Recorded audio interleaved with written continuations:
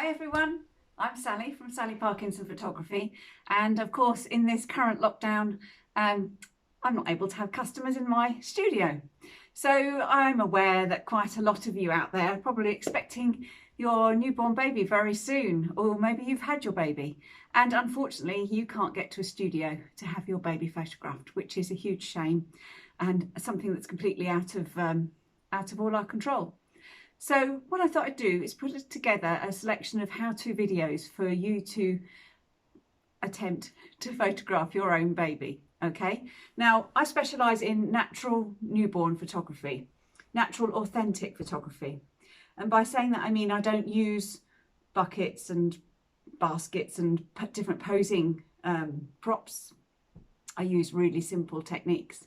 So I'm going to show you a couple of those techniques today, which will allow you to potentially try this at home. Okay, before I start, and of course I haven't got a baby either, so before I start I'm going to introduce you to my baby. This is my teddy bear. This is my teddy bear that I had when I was a baby. It's about the only thing I've got left.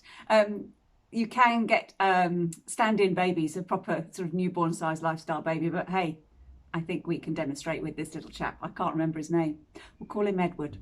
Okay, so what we're going to do is start off with a bit of the setup.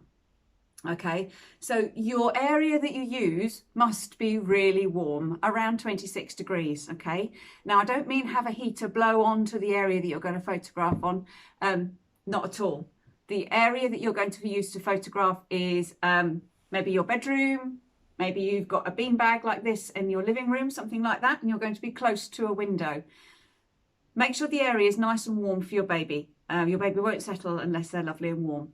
Okay, so lighting wise, you don't want to have, and you can see the lights changing. I can see on the screen that the light's changing all the time. This is natural light coming in through the window. I've not got any artificial light going on in here at the moment. This is the window, nice big window. You don't want the sun streaming in. That's no good. You don't want that. But what you do want to do is do something called diffuse the light. And I've got a shower curtain here, and that just diffuses it, just softens the light. Now, if you've got a plain shower curtain like this, hang that up at the window. If you've got some net curtains, some people still do, or some foils, hang those up at the window. They need to be a neutral colour though, because anything that you hang up with colour will cause a colour cast onto your photograph. So maybe order yourself some shower curtains from Amazon. I'm sure that's possible. But do that, get your lighting nice and soft, okay? So I've got a beanbag set up here to simulate maybe your bed. Your bed in your bedroom are probably the best spot. Get yourself, and I've just got on here some plain stretchy fabric, which is what I use for my newborn photography. A plain duvet, something without patterns, something quite neutral, something plain. So you could put a throw down there if you wanted to, anything just to keep it nice and simple, okay? Nice and soft. I've actually layered it underneath here with blankets and throws and quite a lot of things going on to make it really comfy for the baby. The comfier, the warmer, the happier they are, okay? What you do need as well, an essential, and this is a safety instruction really, is you must have a spotter with you. That's what we call it in the industry, spotter. It's another person, okay? You must never leave your baby, even though they can't roll or anything like that. You mustn't leave your baby unattended on a beanbag while you go and get something. Or, I mean, I know that's common sense, but I have to say it. So you must have someone with you, and that person might be just there just to lay a calming hand on the baby's legs.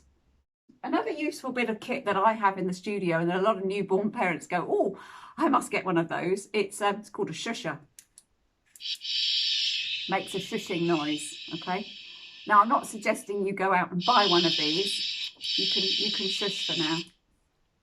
I'm not suggesting you run out and buy one of those. There's lots of apps on the phone you can get. Just a couple of other safety things.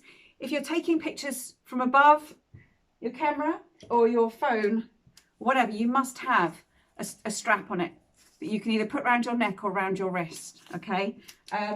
What you mustn't do is stand up and photograph your baby holding the camera or phone over your baby. There's a risk that you could drop it on your baby, okay?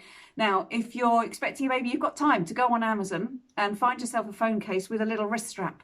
Please don't climb up on ladders or anything to get above your baby. At the end of the day, your baby's safety is first. So please don't take any risks while you're doing this. This has to be completely safe.